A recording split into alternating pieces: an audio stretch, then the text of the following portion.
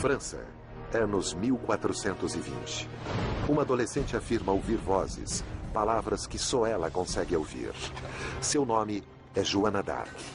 E ela diz que as palavras vêm de Deus. Não importa se Deus tinha uma missão para ela ou não, ela acreditava nisso. Joana inicia sua busca sagrada. Derrotar os ingleses e ver o rei francês coroado. Mensageira divina, feiticeira ou guerreira? Capaz de transcender dor e sofrimento extremos? Como esta jovem de 19 anos realizou tudo isso? Procurando respostas, historiadores, neurologistas e psicólogos religiosos examinam sua vida extraordinária, abrindo o arquivo confidencial sobre Joana d'Arc.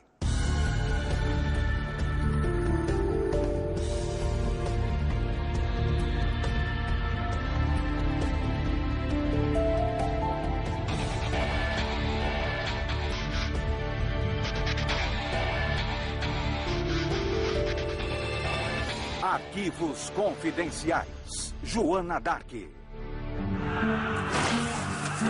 Joana d'Arc, santa padroeira da França e heroína nacional.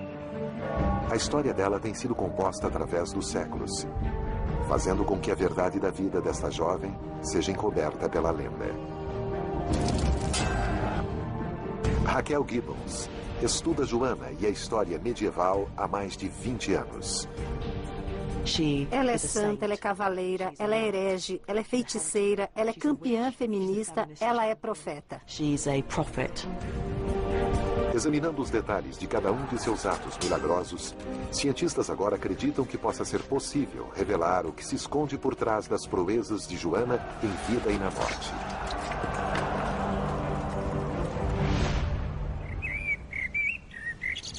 A investigação começa aqui em Domremy-la-Pucelle, 250 quilômetros ao leste de Paris.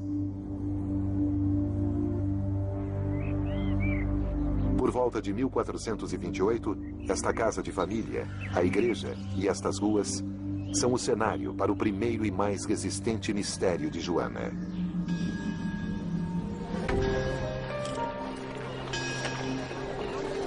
É aqui que ela faz sua escolha e sai da obscuridade para tornar-se lenda.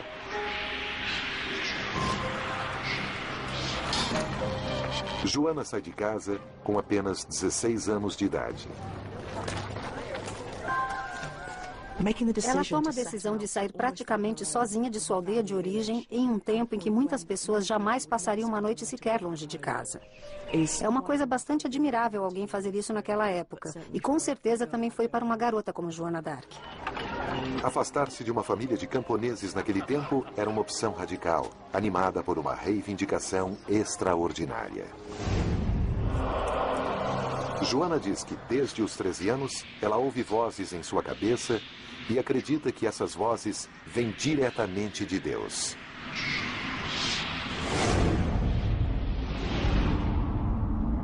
Alguns especialistas atuais afirmam que isso mostra que Joana era louca e esquizofrênica. O Dr. Miguel Farias, psicólogo, pensa diferente. Deve ser feita uma distinção importante entre pessoas que ouvem vozes e têm problemas psicológicos graves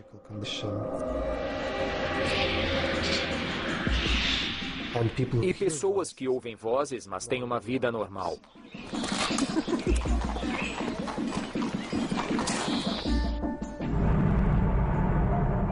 Não existe registro histórico que sugira que Joana alguma vez tenha sido considerada louca.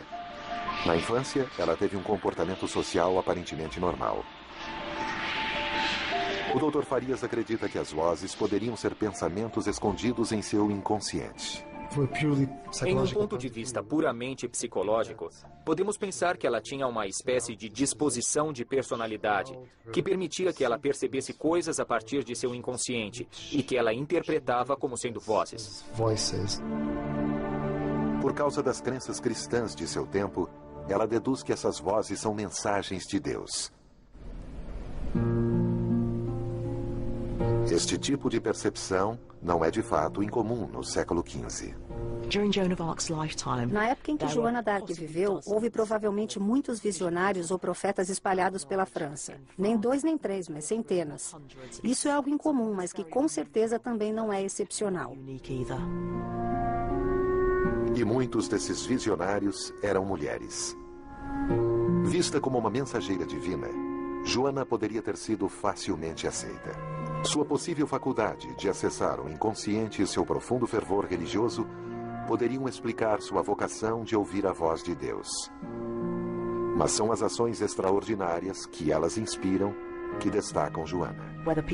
Se as pessoas da época acreditavam ou não nas vozes, se acreditamos nelas hoje, isso não é realmente importante. O que importa é que Joana acreditava nelas, e acreditava tanto que estava preparada para executar até uma tarefa que parecesse impossível.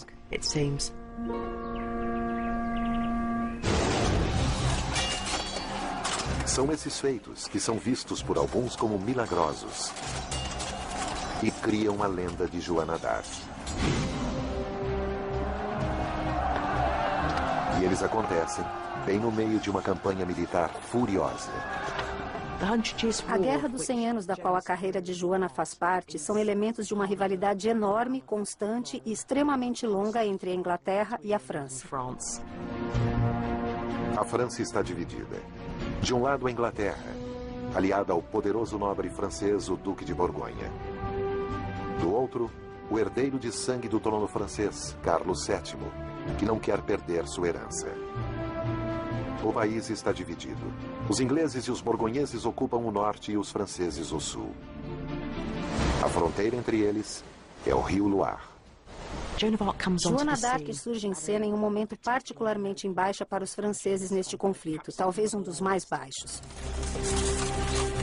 Os ingleses estão lentamente invadindo o território francês no sul. E é neste cenário que surge Joana d'Arc, negociando sua entrada na corte real de Carlos VII em março de 1429. As vozes e sua determinação devem ter intrigado o rei. Quando Joana se apresenta na corte, é um alívio para Orleans ela assumir sua missão. Orleans é a linha de frente do conflito entre ingleses e franceses. Os exércitos ingleses tinham chegado a Orleans e eles sabem que para seguir em frente, eles precisam tomar esta cidade super importante e estrategicamente significativa. O cerco dos ingleses dura 7 meses. Historiadores especulam que Carlos VII permite que Joana vá para Orleans com reforços, porque ele estava disposto a aceitar qualquer tipo de ajuda. E ela é bem recebida por aquelas milícias porque sua presença é vista como uma legitimação divina da causa francesa. Nasce então a lenda de Joana d'Arc como um notável soldado com armadura. Acredita-se que Joana tenha conseguido um milagre aqui em Orleans, pondo fim ao cerco esmagador e forçando a retirada dos ingleses. O historiador militar Kelly Devrier revela que a realidade é muito diferente. Os ingleses não se sentem com força suficiente para enfrentar os franceses, e os franceses não tentam enfrentar as fortalezas dos ingleses. A interpretação de Devrier se baseia na análise detalhada dos eventos anteriores à chegada de Joana. Os ingleses chegam ao Loire. A maioria das cidades que eles atacam simplesmente se rende, mas os orleaneses não. Os ingleses não esperam que os cidadãos de Orleans ofereçam resistência, tanto que eles apenas trazem uma pequena força de cerca de 4.000 homens para anexar a cidade.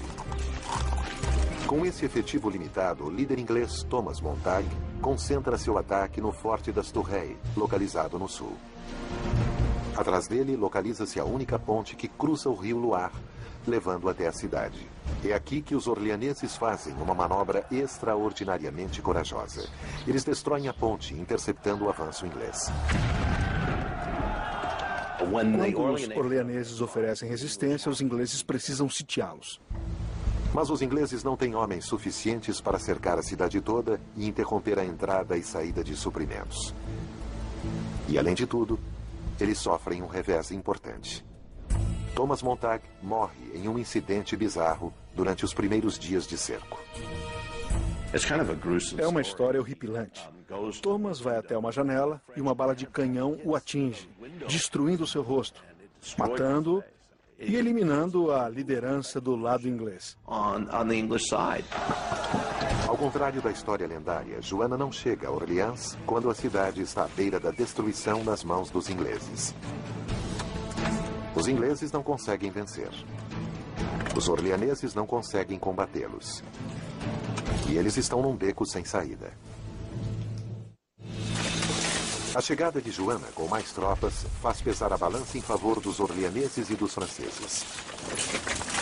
Eles atacam, atingindo os ingleses de frente no Forte das Tourelles, e conseguem levá-los à derrota.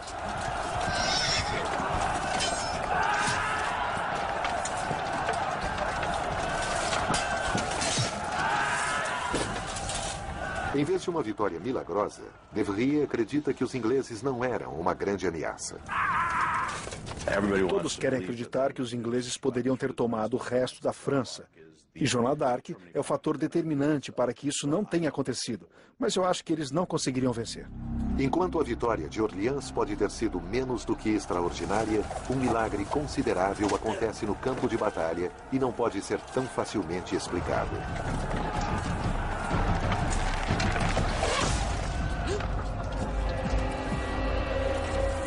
Joana é atingida por uma flecha que penetra 15 centímetros em seu pescoço e região do ombro.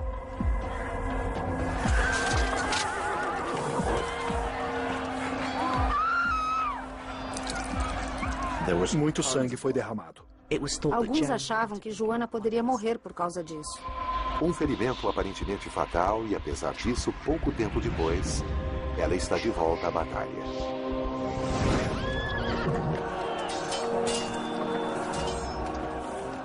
O fato dela voltar depressa, aparentemente sã e salva do ferimento, tem sido usado como um milagre. Mas não há registro de exatamente onde o ferimento está localizado ou quanto ameaçador ele possa ter sido. O Dr. Tobias Campbell está procurando pistas, analisando armaduras daquela época. Na verdade, é uma coisa difícil de se analisar, porque não existe uma armadura completa da época de Joana d'Arc. Esta efígie de um túmulo em uma igreja do interior da Inglaterra, a cerca de 105 quilômetros a noroeste de Londres, data do início do século XV. E é uma das melhores representações vivas do tipo de armadura de Joana. A armadura de metal que Joana está usando é uma excelente proteção contra flechas. O fato de que ela sofre uma perfuração substancial nos indica que ela foi atingida em um ponto fraco. Campbell acha que ele pode ter encontrado esse ponto fraco. A chapa do peito que ela está usando vai desde debaixo do braço e cruza o ombro nesta linha. A proteção de ombro que ela está usando provavelmente corre ao longo numa linha paralela similar, mas as bordas não se alinham, existe uma brecha.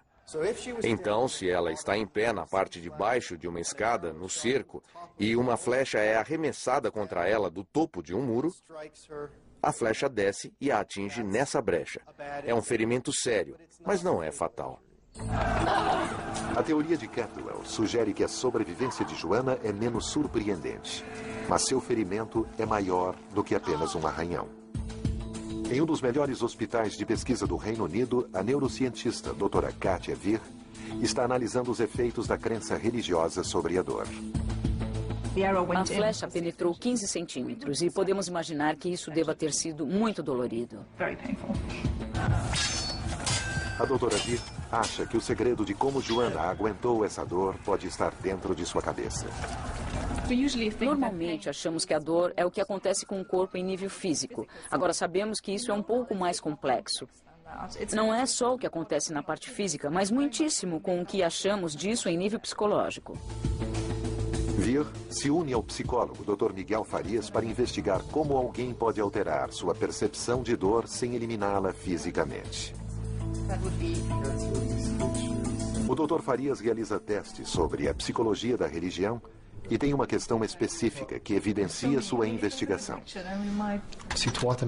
Até certo ponto, a crença religiosa pode influenciar não só a percepção de mundo, mas também como a pessoa sente a dor e até que ponto se sente dor.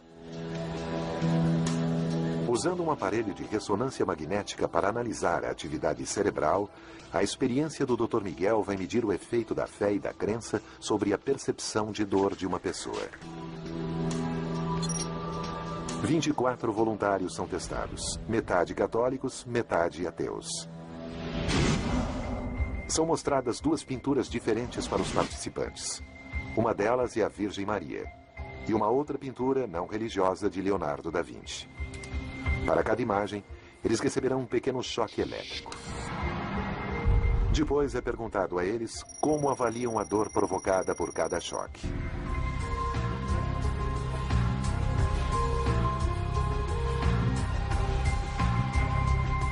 A doutora Vir reúne as reações dos participantes e os resultados da ressonância magnética da atividade cerebral durante todo o experimento.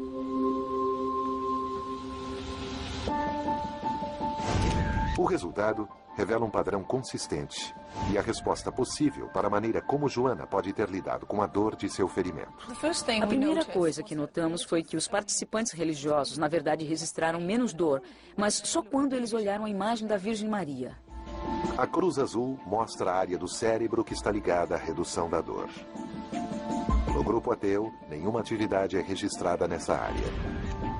No grupo católico, a história é diferente. Aqui vocês podem ver que conseguimos. Eles empregam um mecanismo que é representado aqui nesta pequena região do cérebro, que os ajuda a amortecer a dor. Dada a profunda convicção religiosa de Joana, as conclusões podem explicar sua rápida recuperação. Ela encontrou força em sua crença para realmente suprimir a dor, também em nível físico. Isso pode ao menos apontar em direção ao que poderia estar acontecendo no cérebro dela quando ela foi ferida e continuou lutando. A experiência mostrou que Joana pode ter sido capaz de reduzir sua dor física simplesmente através da fé. É esta crença inabalável que parece impulsioná-la para frente quando ela vê a sua próxima missão completa. Carlos VII sendo coroado em Reims. Sua catedral é o local tradicional de todas as coroações francesas. A coroação de Carlos legitima sua reivindicação pelo trono sobre a reivindicação inglesa rival. A cerimônia acontece em 17 de julho de 1429, 2 meses depois da vitória em Orleans. Mas os historiadores encaram a coroação como sendo a última grande vitória de Joana.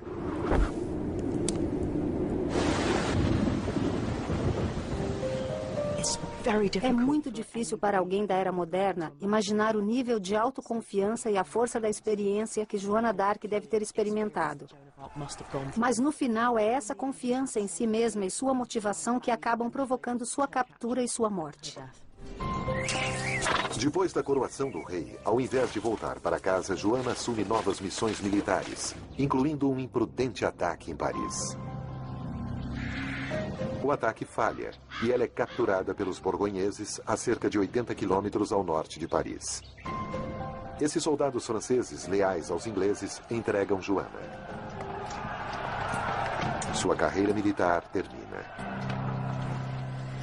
O mito sobre Joana d'Arc diz que ela libertou a França da opressão dos ingleses durante a Guerra dos 100 Anos.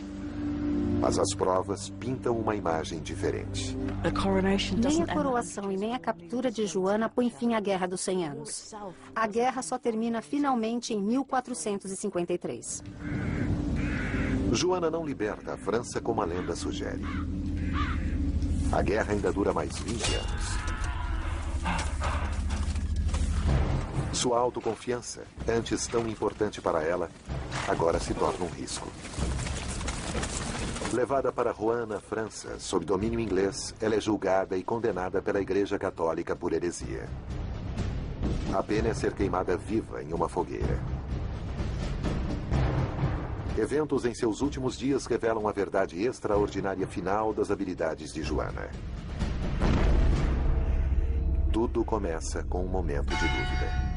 À sombra da igreja da abadia de Rouen, Joana se arrepende e nega ter ouvido as vozes. Depois de tudo que ela passou, depois de todo o perigo e dificuldades que ela encarou obedecendo aquelas vozes, em seu momento final e mais sombrio, ela as rejeita, confessando seus pecados contra Deus e a igreja. Ela teve medo e isso parece ser uma reação humana perfeitamente normal de qualquer um. Imaginem numa garota de 19 anos. Ela vai ser queimada viva. E é impossível não ter medo disso. Mas, incrivelmente, ela retira sua confissão poucos dias depois. Apesar disso, de novo, a autoconfiança de Joana domina sua aparente racionalidade. É o momento de fraqueza, que na tradição cristã a transforma em santa. Ela fraqueja em um determinado momento e consegue aceitar essa fraqueza e superá-la.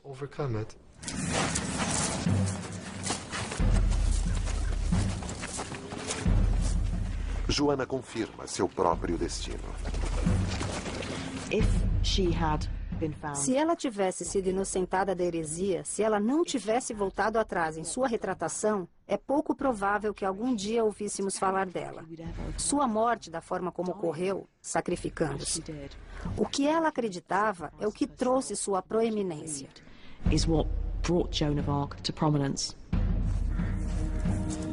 A história de Joana, sua vida toda, é moldada por sua incrível força de vontade.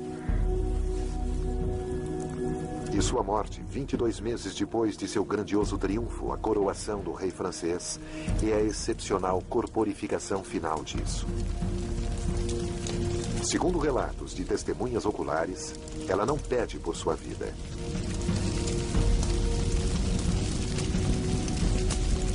Ela simplesmente chama Jesus com uma voz forte e perseverante, conforme as chamas sobem.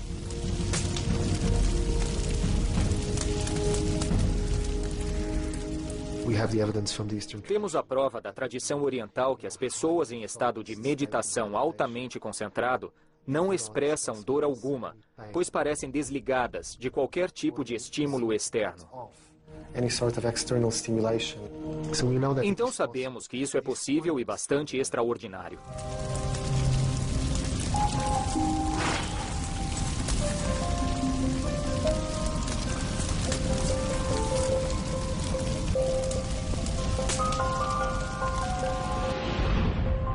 A vida adulta da jovem Joana é dominada por seu fervor religioso. Parece que a psicologia dessa devoção extrema e força de vontade oferecem uma explicação para seus milagres lendários. Mas apesar desta grande devoção para com seu Deus, é a Igreja Católica que a queima como herege. E são necessários quase 490 anos para que a mesma Igreja finalmente reconheça Joana d'Arc como santa. Versão Marshmallow São Paulo.